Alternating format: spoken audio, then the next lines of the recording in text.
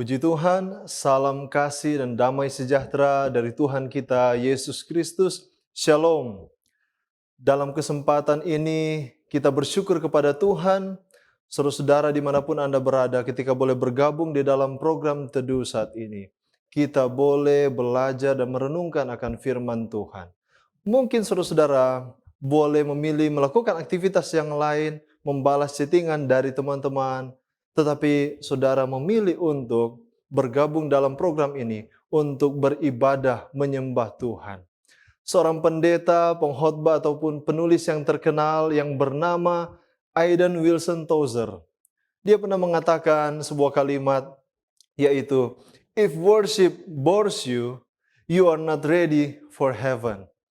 Kalau ibadah saja kita sudah mulai bosan, maka kita tidak siap atau kita belum siap untuk ke surga.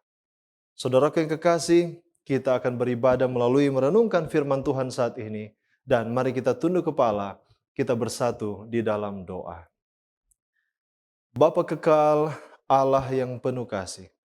Saat ini Tuhan kami sedia untuk membaca, merenungkan kebenaran firman-Mu. Biarlah Allah Roh Kudus boleh tinggal di dalam hati kami, menerangi, memampukan kami untuk menikmati berkat-berkat rohani lewat perenungan firman Tuhan saat ini. Dan biarlah Engkau memberkati hamba-Mu yang penuh dengan kekurangan dan keterbatasan, agar boleh berkata-kata sesuai dengan kehendak Tuhan.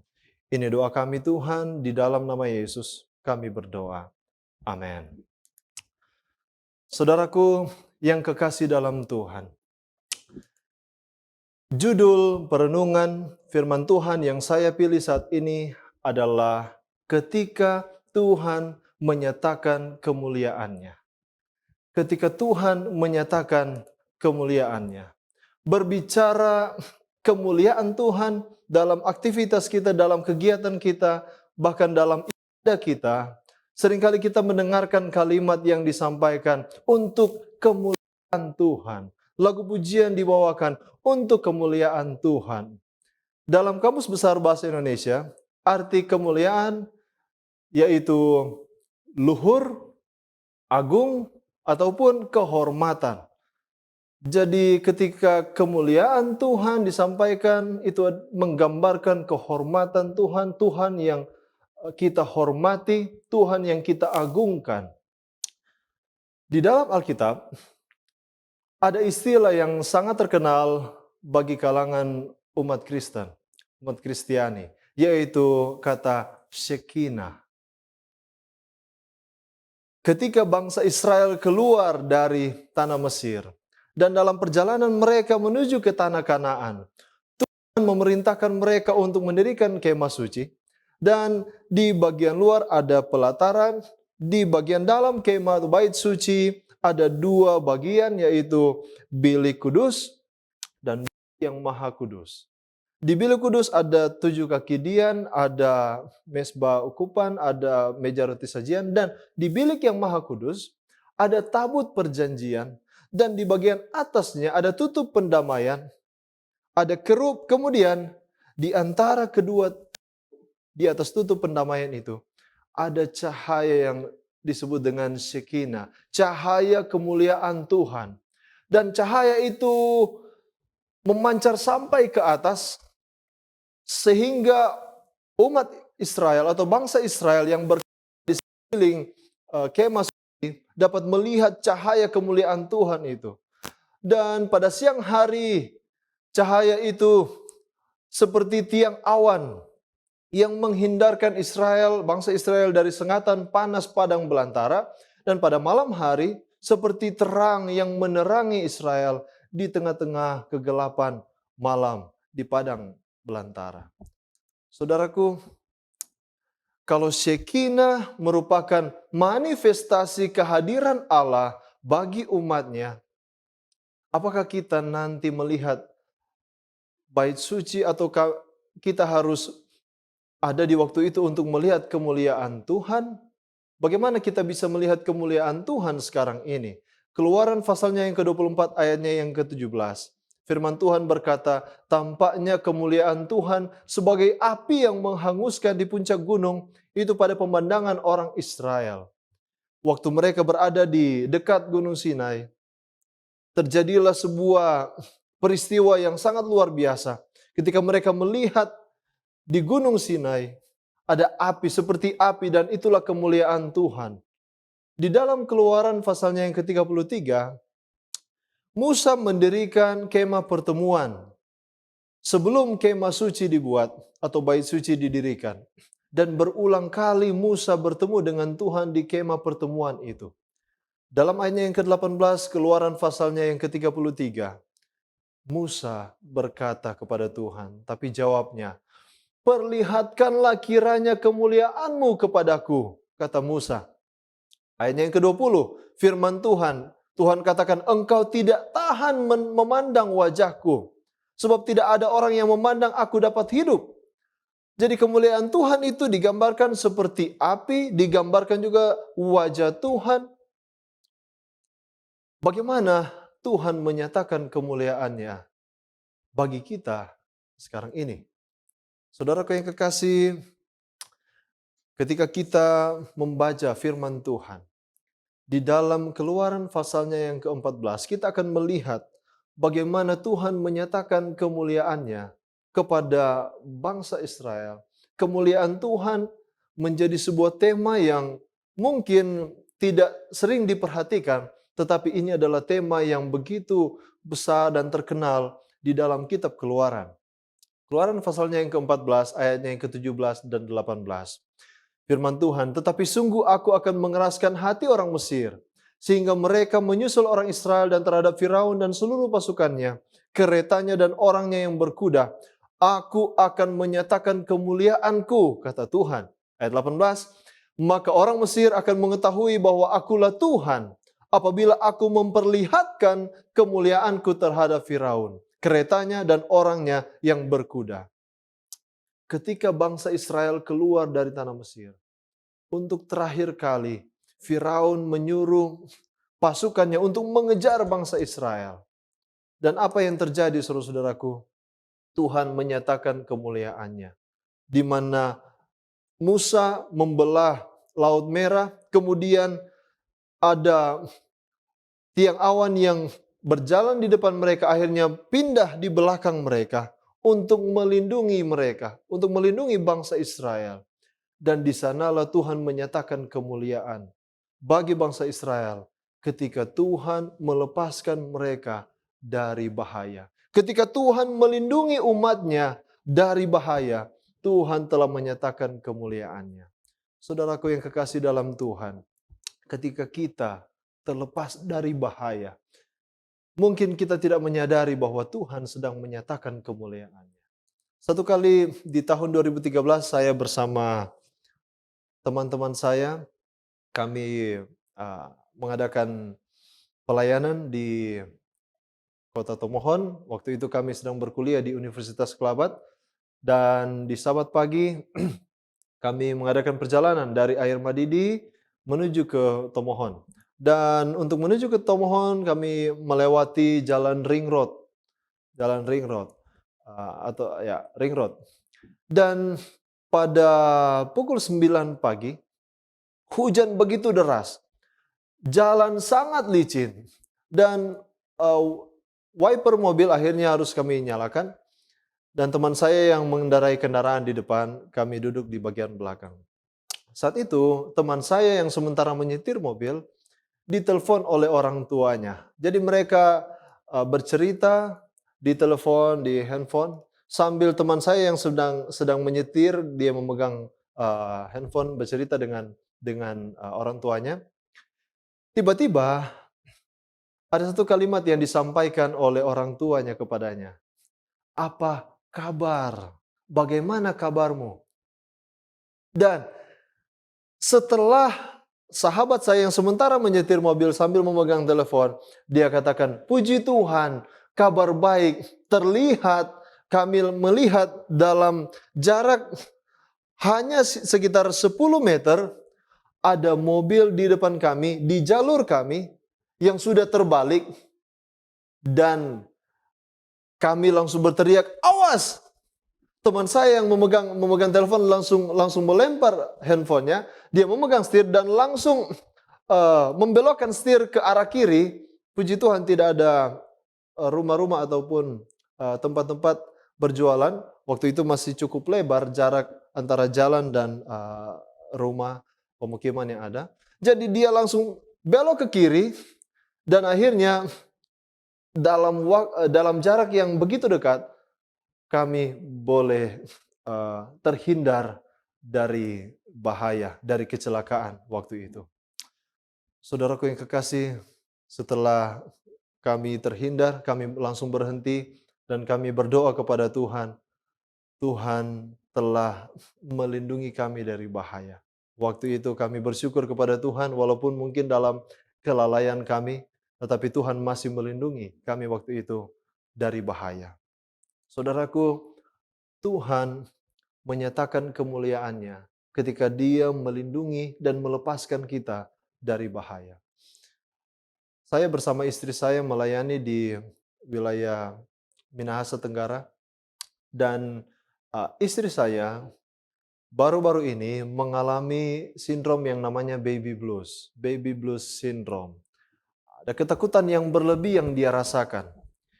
Jadi ketika kami berada di supermarket, di mall, dia katakan, "Dedi, jangan-jangan ada teroris ini. Jangan-jangan ada orang jahat ini yang akan buat kejahatan." Ketika kami parkir mobil di bawah pohon di saat hujan, ataupun tidak di saat hujan, tapi ada pohon di mana kami parkir mobil, dia katakan, "Dedi, bagaimana kalau pohon ini rubuh? Bagaimana kalau ada badai kemudian kita tertimpa?" Jadi istri saya memiliki rasa takut yang berlebihan, bahkan saya sering bercanda dengannya. Saya katakan, "Wahai kamu yang kurang percaya." Kami melayani sebagai sebagai hamba Tuhan, sebagai pendeta. Saya katakan, kita selalu berkhotbah menguatkan umat Tuhan, kenapa kita sendiri yang khawatir, terlalu takut. Tapi puji Tuhan, dengan pertolongan Tuhan, akhirnya dia mulai ada keberanian, dia mulai pulih dari sindrom baby blues yang dia alami saat ini. Kami boleh melakukan aktivitas sudah mulai terbiasa di keramaian, dan ketika kami mengadakan perjalanan, dan saya katakan kepadanya, "Pergilah dan jangan berbuat dosa lagi." Saudaraku, Tuhan menyatakan kemuliaannya, di mana Dia menghindarkan kita, melindungi kita dari bahaya.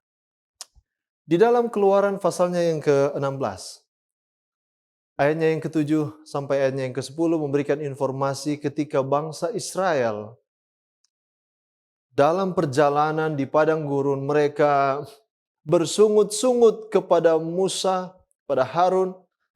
Mereka lupa bahwa mereka sebenarnya sedang bersungut kepada Tuhan. Tetapi di ayat yang ke-7 firman Tuhan katakan, "Dan besok pagi kamu melihat kemuliaan Tuhan." Di sini kemuliaan Tuhan dinyatakan kembali kepada bangsa Israel. Di ayatnya yang ke-10 firman Tuhan katakan, "Dan sedang Harun berbicara kepada segenap jemaah Israel, mereka memalingkan mukanya ke arah padang gurun, maka tampaklah kemuliaan Tuhan dalam awan." Apa itu? Ketika Tuhan menurunkan roti dari surga atau mana, turun menjadi makanan bagi bangsa Israel yang sedang kelaparan di padang gurun. Saudaraku yang kekasih, Tuhan menyatakan kemuliaannya ketika Dia menyediakan makanan bagi kita, ketika Dia memperhatikan dan memenuhi kebutuhan kita. Allah kita adalah sumber segala berkat. Kita boleh menikmati berkat Tuhan karena Dia adalah pemberi berkat itu. Jangan pernah kita takut, jangan kita khawatir. Tuhan selalu memenuhi kebutuhan umatnya, kebutuhan saudara dan saya. Matius 6 ayat yang ke-33, "Tetapi carilah dahulu kerajaan Allah dan kebenarannya, maka semuanya itu akan ditambahkan kepadamu." Bahasa yang sama, gambaran yang sama disebutkan di dalam Mazmur 23 ayat 1. Tuhan adalah gembalaku, takkan kekurangan aku. Dalam bahasa Inggris disampaikan, kita tidak perlu lagi yang lain. Karena Tuhan adalah gembala, segalanya sudah kita miliki. Asalkan kita punya Tuhan sebagai gembala agung kita. Tuhan menyediakan segala kebutuhan kita dan disitulah Dia menyatakan kemuliaannya. Musa tidak masuk ke tanah Kanaan. Kenapa? Karena satu pelanggaran yang dia buat. Ketika dia coba mengambil alih kemuliaan Tuhan dalam memenuhi kebutuhan umatnya. Saudara boleh baca di dalam Bilangan 20 ayatnya yang ke-11 dan 12. Untuk menyediakan air, Musa mengambil alih kemuliaan Tuhan. Hanya Tuhanlah satu-satunya yang memenuhi kebutuhan kita, yang menyediakan makanan kita, memenuhi apapun yang kita perlukan. Hanya Tuhan sendiri pemberi berkat sehingga kita boleh menikmati berkat Tuhan. Firman Tuhan di dalam Keluaran pasalnya yang ke-33 ayatnya yang ke-18 sampai 20. Tetapi jawabnya, kata Musa, perlihatkanlah kiranya kemuliaanmu kepadaku. Musa kembali meminta Tuhan untuk menyatakan kemuliaannya kepada Musa. Dia ingin melihat kemuliaan Tuhan. Kalau kita sudah pelajari tadi, Tuhan telah menyatakan kemuliaannya dengan memberikan perlindungan, dengan memenuhi kebutuhan. Dan saat ini Musa masih meminta lagi untuk Tuhan menyatakan kemuliaannya. Ayatnya yang ke-19 firman Tuhan, tetapi firman-Nya, aku akan melewatkan segenap kegemilanganku dari depanmu dan menyerukan nama Tuhan di depanmu. Aku akan memberi kasih karunia kepada siapa yang kuberi kasih karunia dan mengasihani siapa yang kukasihani. Lagi firman-Nya ayatnya yang ke-20, engkau tidak tahan memandang wajahku, sebab tidak ada seorang yang memandang aku dapat hidup. Apa yang Tuhan mau sampaikan di sini kepada Musa? Bahwa Musa tidak dapat memandang secara langsung wajah Tuhan, tetapi dia mau menyatakan kemuliaannya. Makanya di dalam Keluaran pasal 34 ayatnya yang ke-9. Dikatakan, serta berkata, jika aku telah mendapat kasih karunia di hadapanmu, ya Tuhan, berjalanlah kiranya Tuhan di tengah-tengah kami. Sekalipun bangsa ini suatu bangsa yang tegar tengkuk, tetapi ampunilah kesalahan dan dosa kami. Ambillah kami menjadi milik-Mu. Musa tidak mau maju sebelum Tuhan menyatakan kemuliaannya.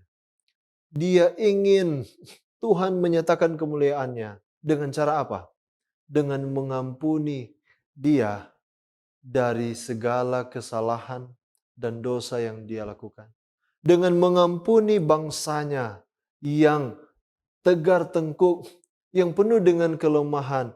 Musa di waktu itu meminta pengampunan dari Tuhan. Dan kalau saudara baca di dalam Keluaran pasalnya yang ke-33 dan 34, ketika Musa meminta, Tuhan nyatakan kemuliaan-Mu. Tuhan memerintahkan Musa buat walau batu dan dia menuliskan hukum-hukumnya.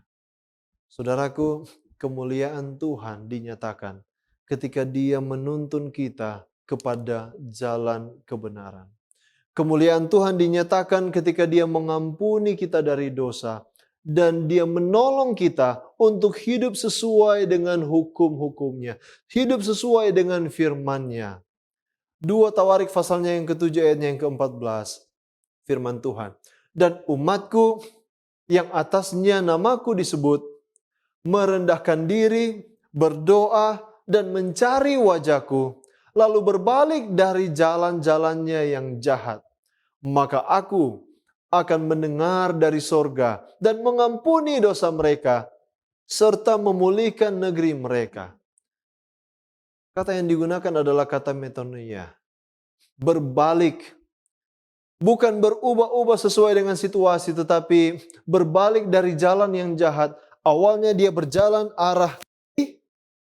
Ketika dia berbalik kepada Tuhan, sekarang dia memilih jalan kanan. Jalan yang sebaliknya. Jadi ketika kita memohon pengampunan, kita bertobat dari kesalahan dan dosa kita. Kita berbalik kepada Tuhan dari jalan yang kita pilih kepada jalan yang Tuhan tunjukkan. Tuhan menyatakan kemuliaannya dengan mengampuni umatnya dari dosa dan menolong umatnya untuk hidup sesuai dengan firman-Nya. 2 loh batu 10 hukum diberikan kepada Musa. Apakah itu? Itulah bentuk pernyataan kasih kepada Allah, kasih kepada sesama manusia. Hukum pertama sampai keempat, kasih kepada Allah. Hukum kelima sampai yang ke-10, kasih kepada sesama manusia. Makanya dalam Matius 22 ayatnya yang ke-37, firman Tuhan, jawab Yesus kepadanya, kasihilah Tuhan Allahmu dengan segenap hatimu, dan dengan segenap jiwamu, dan dengan segenap akal budimu. Itulah hukum yang pertama, dan hukum yang kedua yang sama dengan itu ialah, kasihilah sesamamu manusia, seperti dirimu sendiri. Ayatnya yang ke-40, pada kedua hukum inilah, tergantung seluruh hukum Taurat dan kitab para nabi. Jadi ketika kita menginginkan kemuliaan Tuhan dinyatakan, ingatlah bahwa kemuliaan Tuhan itu sudah dinyatakan dengan mengampuni kita dari dosa dan menolong kita ketika Tuhan menolong kita untuk berjalan di jalan yang Dia tunjukkan. Dosen saya pernah mengatakan, memberikan ilustrasi seperti ini. Kalau Tuhan itu adalah cahaya, adalah terang, dan kita ini penuh dengan dosa, manusia yang berdosa. Semakin kita dekat dengan Tuhan kita, terkadang semakin kita melihat kekurangan-kekurangan yang ada dalam diri kita. Tetapi dengan melihat kekurangan-kekurangan yang ada, bukannya kita bersifat pesimis, oh berarti saya sudah berdosa, saya sudah terlalu jahat, saya tidak bisa kembali. Tetapi ketika kita melihat bahwa kita berdosa, Tuhan akan menyucikan kita dari dosa. Semakin dekat dengan Tuhan, semakin terlihat segala lumpur dosa. Tetapi disinilah Tuhan mau kita menyadari bahwa kebutuhan kita adalah Tuhan yang mengampuni dan menyucikan kita dari dosa. Matius 16 ayat yang ke-27, anak manusia akan datang dalam kemuliaan Bapanya, diiringi malaikat-malaikatnya. Pada waktu itu, ia akan membalas setiap orang menurut perbuatannya. Yesaya 66 ayat yang ke-18, firman Tuhan, aku mengenal segala perbuatan dan rancangan mereka. Dan aku datang untuk mengumpulkan segala bangsa dari semua bahasa, dan mereka itu akan datang dan melihat kemuliaanku. Saudaraku yang kekasih, jika kita ingin melihat kemuliaan Tuhan manakala Ia datang pada kali yang kedua, kita harus mencerminkan kemuliaan Tuhan sejak sekarang ini. Jika saya bertanya kepada saudara-saudara, kemanakah Tuhan membawa Israel keluar dari tanah Mesir? Mungkin saudara boleh menjawab dengan padang gurun, oh Tuhan membawa mereka ke tanah perjanjian, oh ke tanah Kanaan.